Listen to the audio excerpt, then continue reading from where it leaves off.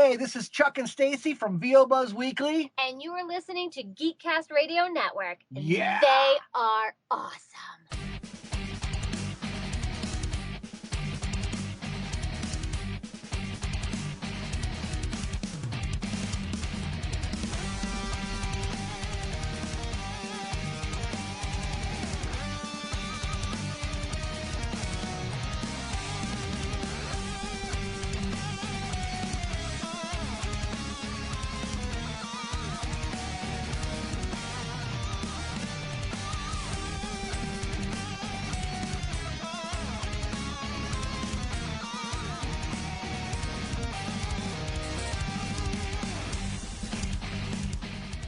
Let me guess.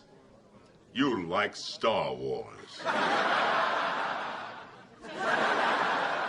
You know, I've been in other movies. But you don't care about those, do you?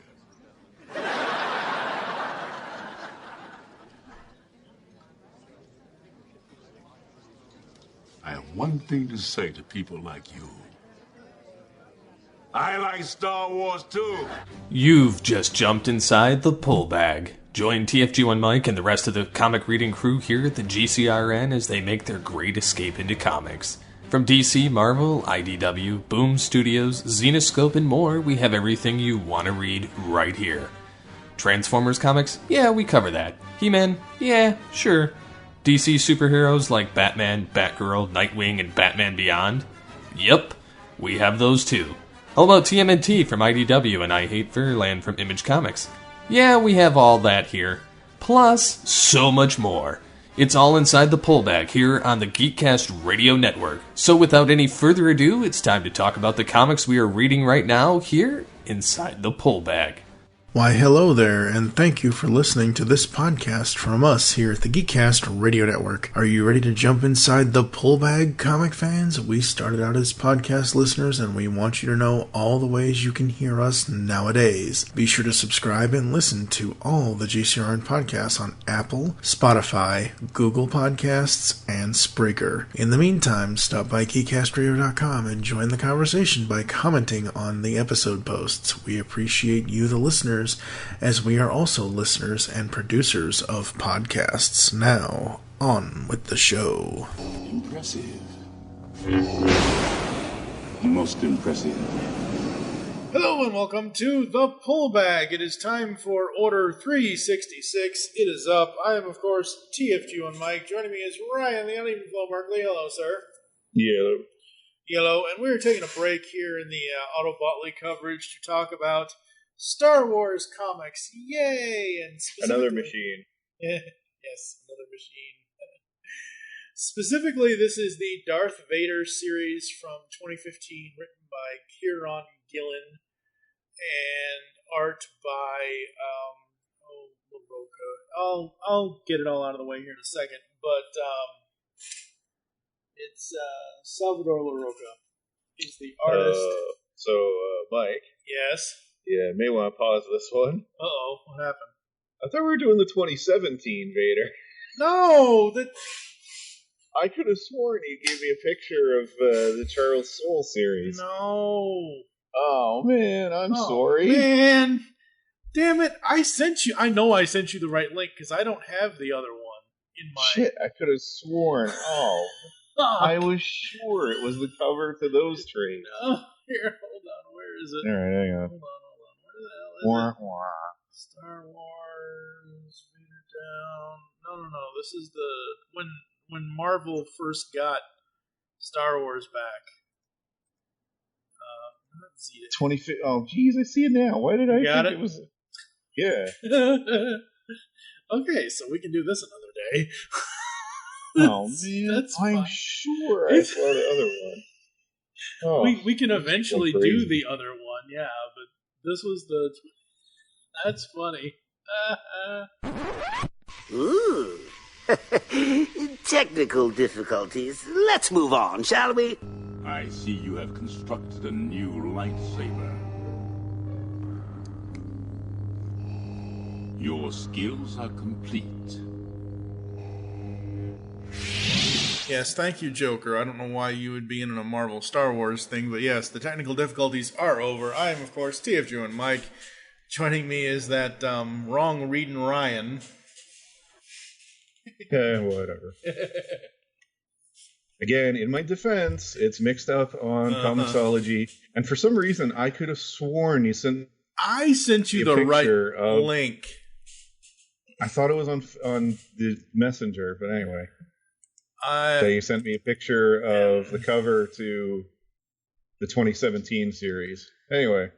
Anyway, we are here, as I tried to say in the beginning of this, to talk about Kieron Gillen's and Salvador Larocca's Darth Vader. This was from 2015. This was when Marvel first took over Star Wars at the time.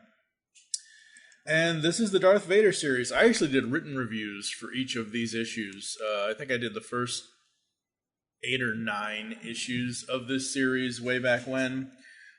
This was when the pullback was... just skip to issue 10. Funny. It's going to be really short. Funny. So as I said, Kieron Gillen on writing, Salvador Larocca on art. The colorist is Edgar Delgado. Letterer is VC Joe Caramanga, and the cover art is done by Adi Granov.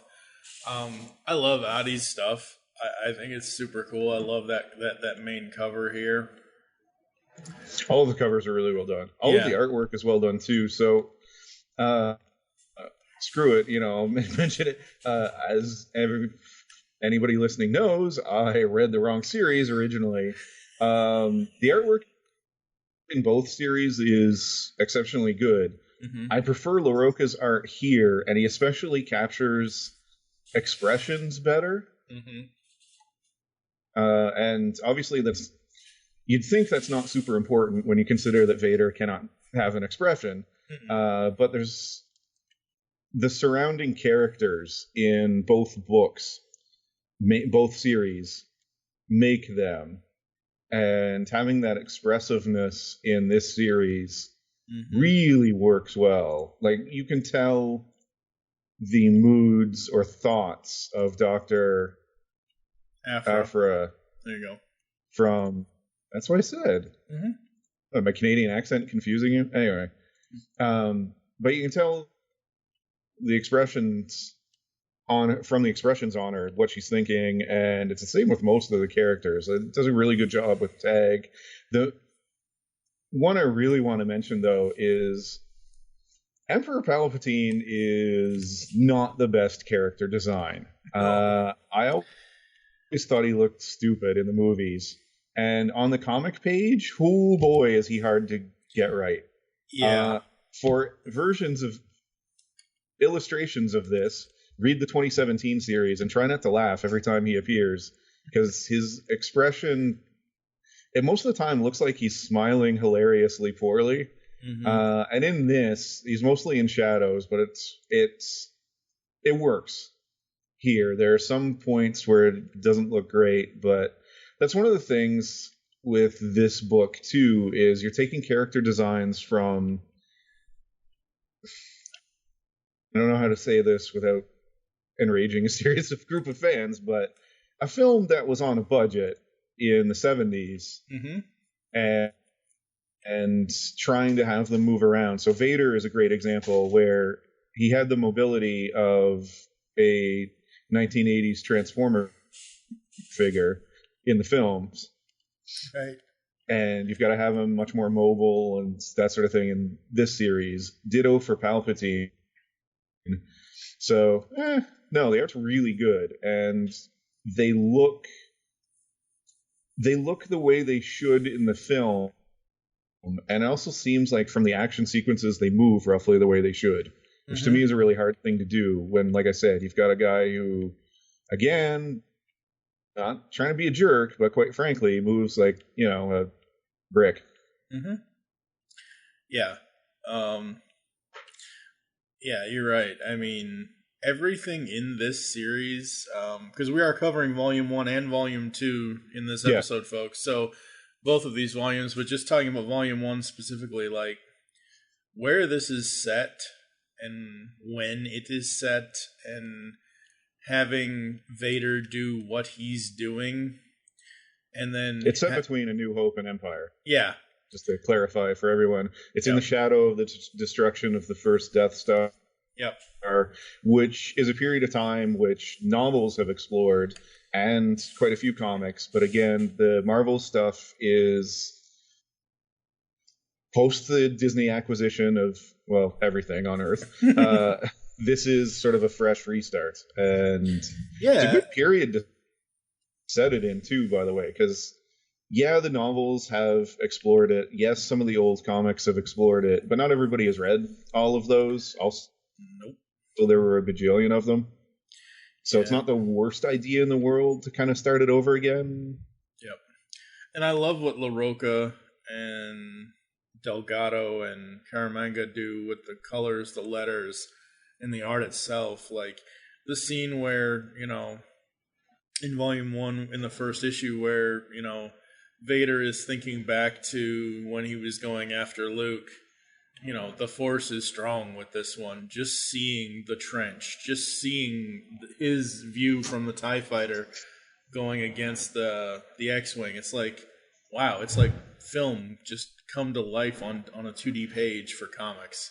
Absolutely. Yeah, I want to add, too, that all of the space scenes are really well done. And those, again, are something that's really difficult to put as art in a comic series, and done a very good job of that. But overall, so the thing that impressed me most, so you reviewed the issues individually originally. I was not big on the first issue and a chunk of the second issue, and the reason why is the first issue is really just Vader visiting Jabba, which kind of felt a bit nostalgic. You know, it's meant to be reminiscent of Luke's visit, albeit he's a lot more vicious and mean about it. But I don't know, I just could have done without it. And I guess I was a little worried that it was just going to be sort of a nostalgia trip. But by the introduction of Grand General? Grand General Tag. No, it's Grand General. Jeez. Yeah, Grand General. Tag, yes. I really liked that character. Somebody meant to be sort of a foil / equal to Vader. I liked him, and it's the introduction and it's the characters around Vader that keep it from falling into just being a nostalgia trip. So yes, characters like Boba Fett are in this. Yes, Bosk makes an appearance, etc., but it doesn't fall into just using the characters we know. They establish a really interesting cast around them, and by the end of the second issue, I was really enjoying it. Yeah, I very much enjoyed the first issue. I felt it was set up, even after all these years of having read this a long time ago when it first came out, 4 years ago, whatever. Like, rereading this, I'm like, oh yeah, that's right. Oh yeah, that's right. Like, you get into the second issue, and that big opening thing of the fight in space and Vader's TIE fighter coming out of the smoke, like, I remember I went nuts for that art. And the story, you're right, it's about the characters that are around Vader that enhance him to be a better character. That being said, Vader himself, as it's been established in this story, you know, he's coming off of a failure. The Death Star got blown up. He got defeated. So, you know, we get to see, you know, what happened between A New Hope and Empire. And little, you know, 6, 7, 8, 9-year-old me is like screaming in my head because I'm like, oh my God, yes. Because I have always felt, and I will never not ever say this, A New Hope just kind of ends. And I'm like, wait, that's it? Really? They just get trophies and we're done? Huh? That's my biggest complaint about A New Hope, is that the film just ends on... Well, for all of Lucas's posturing that, it was always meant to be a trilogy. Yes, well... No, it wasn't. Yeah, anyone who has watched film before can tell you, no, he wasn't sure, and so he kind of hedged his bets. Maybe hoped it would be, but... Yeah, and... Jeez, I'm gonna get all the Star Wars fans mad at me for this. Oh, Whatever. stop it.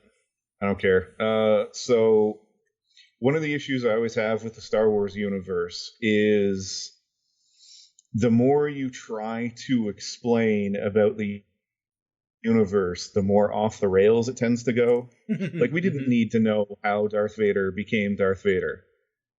We didn't need to see how C-3PO and R2-D2 were built and by who. We didn't need to know that Yoda and Chewbacca had met. Like, all of this is... A, it makes the universe feel way too small in a stupid way. B, it makes the universe feel incestuous, that absolutely everybody has to be tied into everybody. And C, it flat out doesn't make any fucking sense. And that's one of the things that always bugged me. Star Wars is at its best when it just concentrates on the characters. And why I like this series so much is in this case, Kieron Gillen, clearly understands it, because this is terrific. And, you know, it takes Charles Soule more time to get a hold of everyone in that 2017 series. So I'm actually kind of glad I screwed up and ended up rereading this. I read this when it originally came out. I had forgotten it. I read too many comics, and I'm getting old. Yes, you read everything. I'm impressed at how quickly he establishes the universe and how quickly he grabs a hold of everyone. Like you said, you enjoyed that first issue. I wasn't as big on it, but at the halfway point of the second issue, I was hooked. And then in the third issue, so again, and to give a quick plot synopsis, the third issue is Vader essentially slowly kind of trying to build his own army, separate of the Empire. And he recruits the aforementioned Dr. Aphra to help him in that. And they plot. So first of all, I love her stuff with Vader. They essentially become heist things, except with the Force and Vader, and her pair of psychotic droids. Oh, man. I loved it. Who are delightful. Anyone who's ever played Knights of the Old Republic knows nothing is better than a psychotic killing machine droid. I'm sort of sad. There's a nod to HK-47 later on, but I was sort of sad none of the HK ones that are in this. But yeah, BT-1 is terrific in this, and it's 0003? No, it's 000. 000. Yeah. They are it's like protocol droid with a penchant for torture, and BT-1 is a psychotic astromech. He's actually a psychotic blastomech who passes for an astromech. Well, he looks like an astromech. Yeah, he looks like an astromech, but he's actually a blastomech. When I first read this, I'm like, holy shit. Evil C-3PO and R2-D2. Yes, we need more shit like this. Because this was cool. You want to talk about getting characters and getting the essentially shattered glass versions of characters? Like, a murderous version of C-3PO? That's hilarious. A version of C-3PO that loves to torture people? That's kind of sickening, but it works for what it is. Sometime you need to, so, you know, when we're done this sometime, go on YouTube, search for the best of HK-47 from the Knights of the Old Republic game. He is a protocol droid who is also an assassination droid, and he is delightful. That's kind of where those games were terrific. He's one of the reasons people adore them. But the characters in general, and I love the characters in this. Issue 4 is more of the same, but these 4 characters work really well together. Yes, they do. And he could have gone on with them for quite some time. What I also like about the series is it does a good job of establishing or reestablishing, I guess, Vader as a badass without just having to tell us he's a badass. Yeah. They show a fair amount, but they don't spend all that much time on it either. It's really well done. It's balanced perfectly. Yeah, it I know. is. I really like this series. I loved, Aphra knows that Vader's just going to kill her. And I liked her speech to him about, she just wants a lightsaber through the neck. So that's so much to ask. Yeah. And what this series does is not only does it give us the new characters in Aphra, Triple O, BT, and all that, like we've said, it gives the classic, it shows what Christ, I almost said Django, what Boba Fett is doing.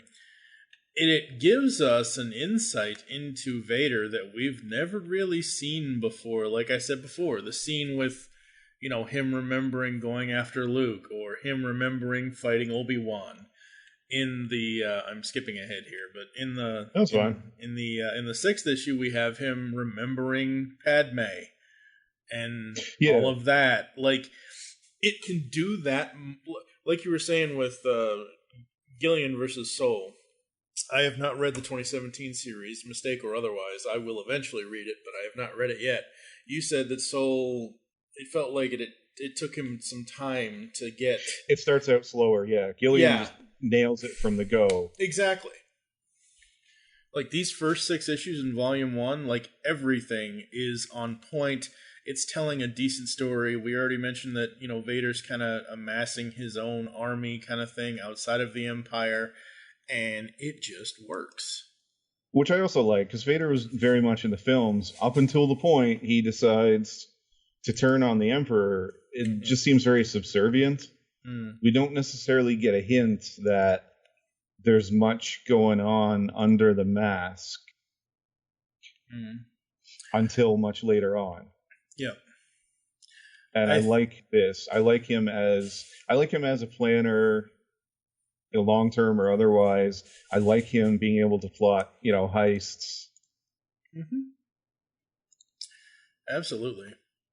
And I believe Eddie Granoff does all the covers for all of these issues, at least for these 2 volumes. I don't know about volume 3 and 4 yet, but all of the main internal covers for the issues, like 1 through 6 and then 7 through 12.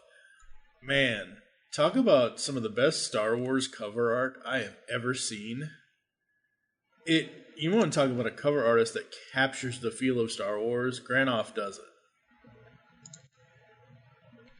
Yeah, I don't have anything else to add to that. I mean, all right, Volume 1, how would you rate it, 0 to 5? Well, just to finish off, so I liked a lot of it. It kind of made sense that the Emperor would have plans if Vader failed. So the concept of replacements / heirs to Vader works. I like especially that we finally got to see the sequence in which Darth Vader realizes, oh, apparently I have a son, and that's how the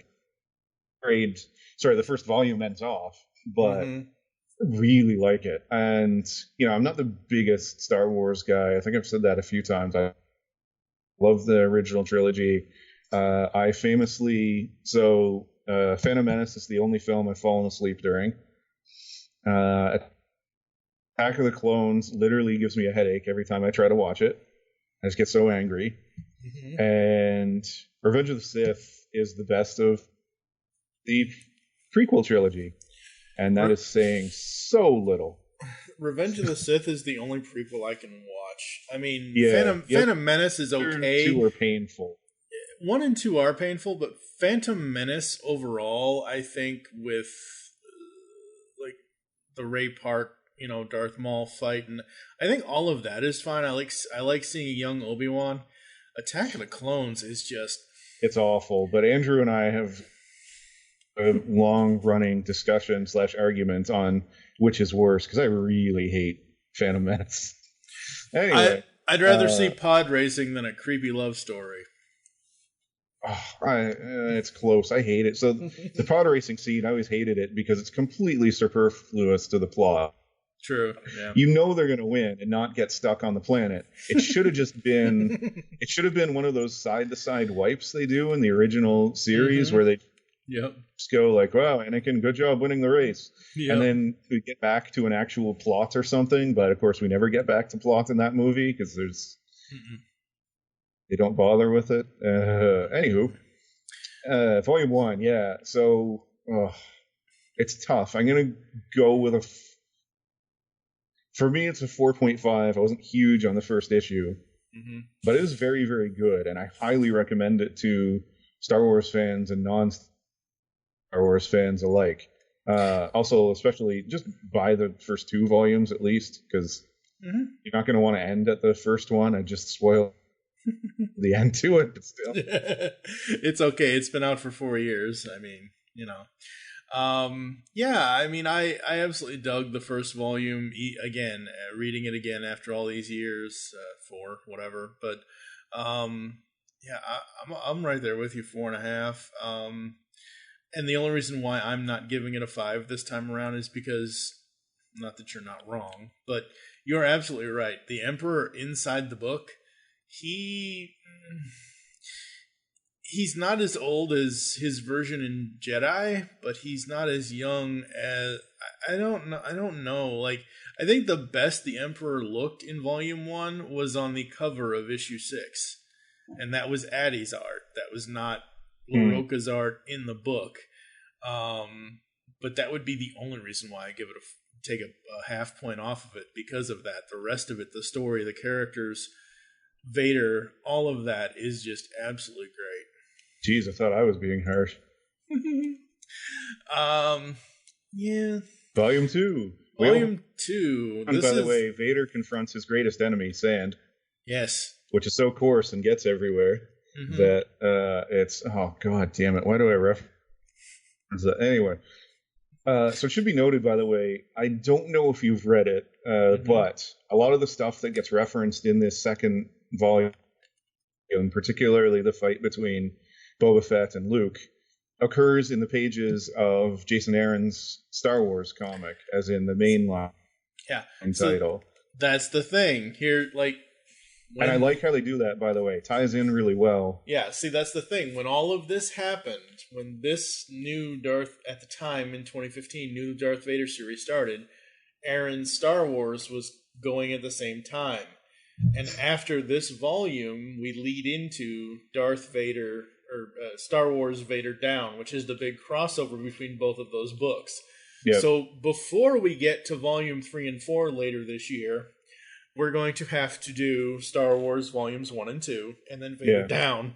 But I like how it, without it being an actual tie-in, I like how they did this with just the references, and you don't have to have read them. It's neat. Yeah. It's more fun if you did. Yeah. But it's not entirely necessary. I like it when they do that. I hate it when Marvel does it, where you have to buy 600 issues to get the complete story of it. Like, gee, I don't know, all of their events, which have driven me insane over the years. Anywho, Vader visits Tatooine again, his favorite planet in the entire galaxy. And he hangs out at Aunt Beru and Uncle Owen's place, and for some reason, they don't answer. I wonder why. I guess they're just lazy. It's awful. I mean... so this issue is a lot of fun, and it continues kind of the trend for the rest of the series in this volume, and that is Vader is kind of doing his own thing for the Empire, and I'm putting that in parentheses just because he's kind of serving the Empire, but he's still got his own thing going on, and he's mostly trying to find out about Luke. Meanwhile, the people with him, i.e. Dr. Aphra, is kind of doing her own thing with the heists and getting the money to fund Vader's army / Vader's looking into / gathering information on Luke. And man, is this fun. This entire volume is fun. So issue 1 is kind of a band getting together. Sorry, when I say issue 1, I mean issue 6, but it's issue 1 of this trade. 7, actually. Sorry. Oops. It's okay. Yeah, 7. 8 is the actual heist. And then afterwards we kind of deal with the ramifications as the storylines merge, which I absolutely love, because Vader is tasked with finding out who stole all of the credits from Tag and his fleet. Tag wants to build a whole bunch more superstar destroyers, which, by the way, is probably a pretty good plan. But for some reason, I don't know why the Empire is always so cheap. They couldn't be bothered to fix an exhaust port. Yeah, really. They couldn't have, come up with like just a couple things to maybe, shore up the Empire. Instead, all their ships have terrible weak spots. Like, who puts the shield generators on the outside of your ship so they can just get blown up? It's a terrible idea. Yeah, that's nuts. Of course, to be fair, the Federation puts the bridges of their starships on the top where they're easy to shoot. So, I don't know, something about these space fleets, not a lot of planning went into. Anyway, joking aside, I love this volume. Yeah, Volume 2 is awesome. Volume 2 really gets the heist stuff. Watching everyone plan. Tag's adjudicant, who is tasked with watching Vader, is a great character as well. He is the opposite of Vader. He doesn't have the brawn, but he's definitely got the smarts. Yep. Now this is Vader's second adjudicant, because the first one... well, the first one he fingered as a traitor to get rid of. Yeah. But this one's a lot smarter. Yeah, Thanoth is every bit the match of Vader in the wits department. Absolutely he is, yeah. If not past him, because he knows what's going on before Darth does. Yeah, and I don't want to... I'm going to say something that's probably going to anger a lot of people. This is just based on his design. What is his... Thanoth? Thanoth. He looks like a African-American version of Revolver Ocelot. A little bit, because of the mustache and the whatever. I'm like, is that... Or what's... Metal Gear Solid Star Wars? I always thought of him as a cross between Morgan Freeman and James Earl Jones. I can got see a little that bit too. of both of them in it.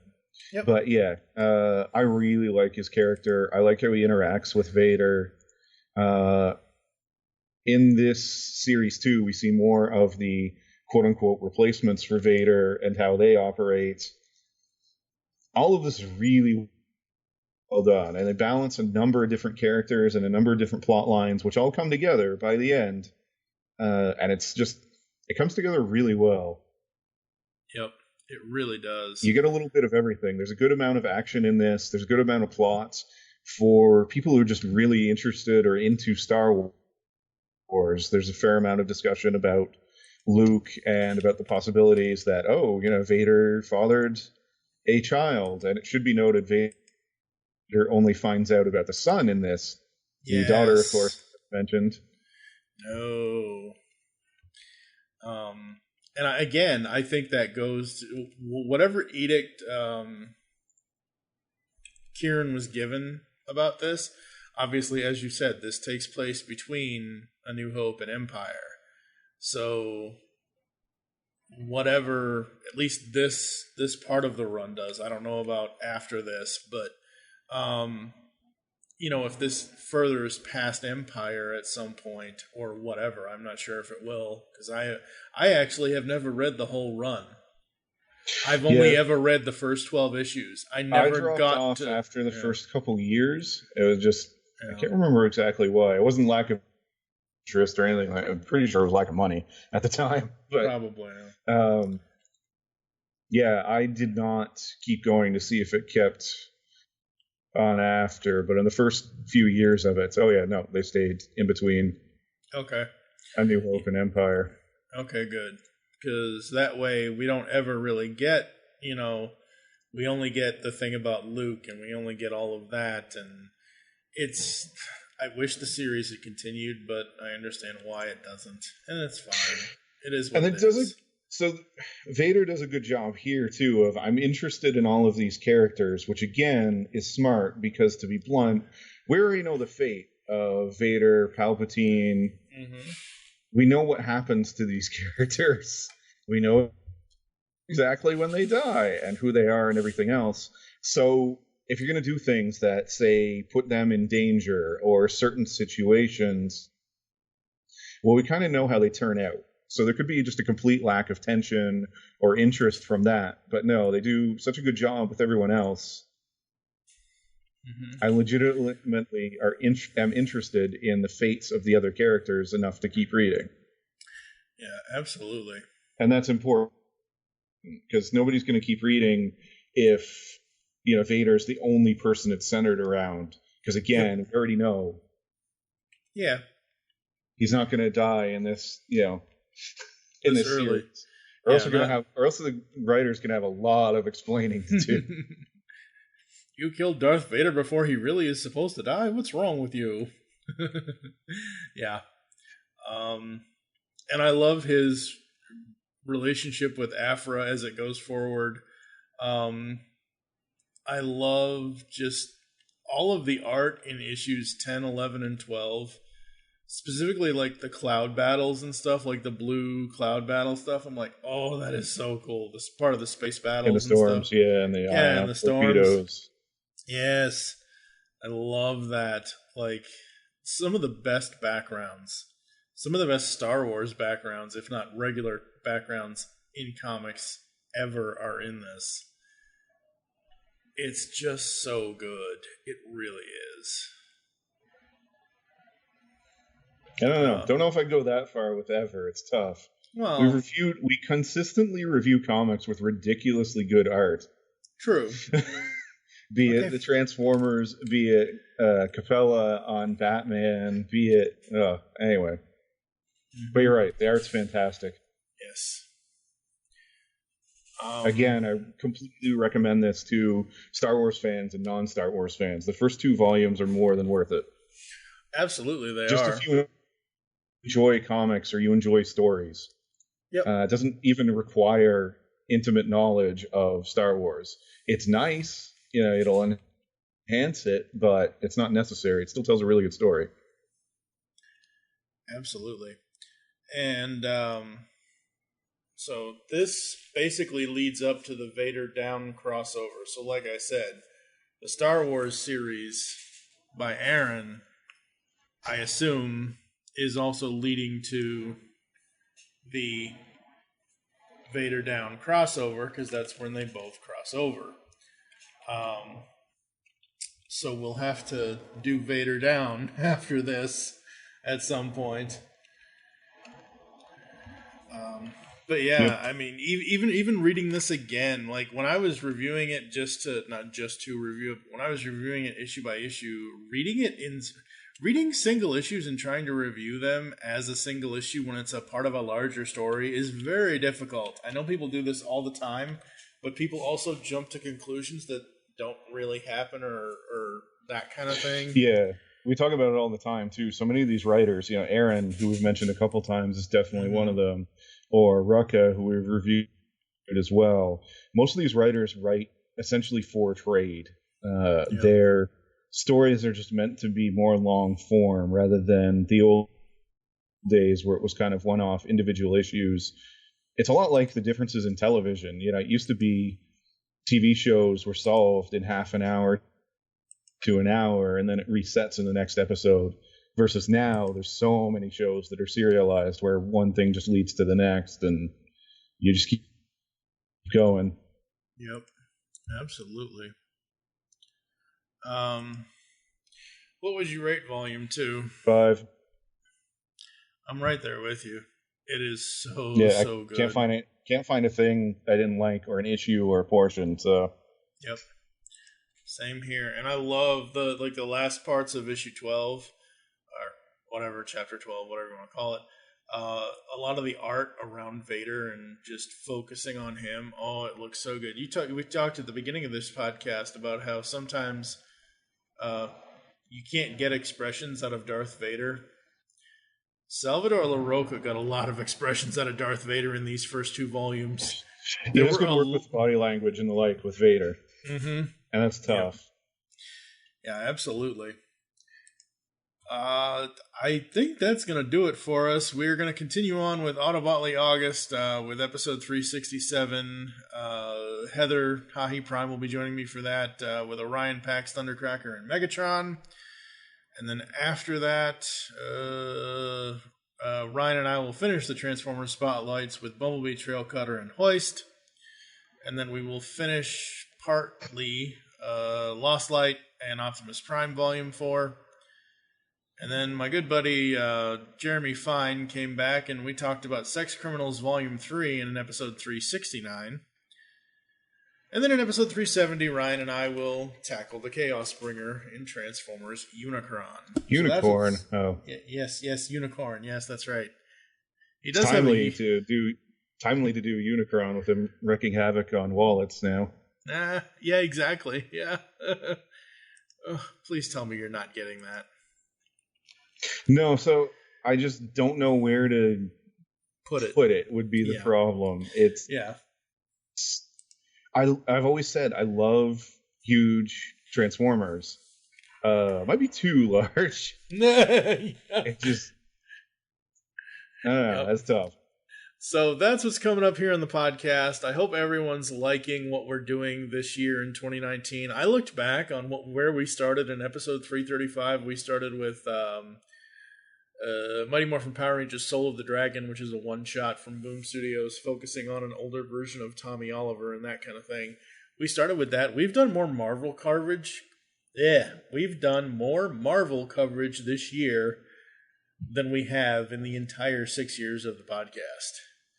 So, I guess this year it's Make Mine Marvel. Who knows? Where can the people find you online, sir? At Nightbeat. On Twitter. Wait. I'm at TFG1Mike on Twitter. You can also follow at The Pullback and at Geekcast Radio for all the other network updates. Make your great escape to comics, and we will catch you next time here inside The Pullbag. The Force is with you, young Skywalker. But you are not a Jedi yet. You've just heard the latest episode of The Pullbag, the GCRN's first comic review and discussion podcast. There are several ways to get in touch with us and leave feedback for the show. You can visit the website, geekcastradio.com, where you can comment on the episode and all of our different podcasts. You can rate and leave a review for the show on iTunes. Be sure to leave us feedback.